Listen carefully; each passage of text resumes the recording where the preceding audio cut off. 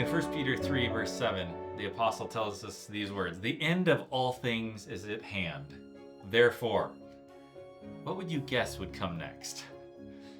Well, you might think of a host of different things that might come to mind, but the apostle goes in a different direction than many would think.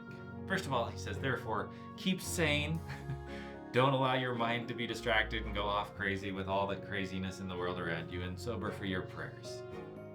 Above all, since the end of all things is at hand, Peter says, above all, here's what you should do.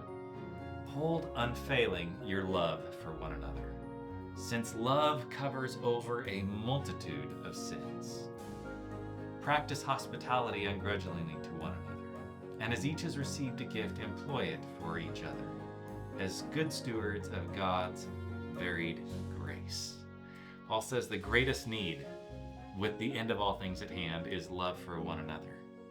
Not because everyone's perfect and does exactly what you want, but because love covers over their brokenness and their sins.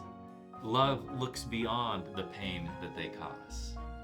The love of God overflowing into our hearts will draw us together and bind us together in the midst of our weakness and brokenness.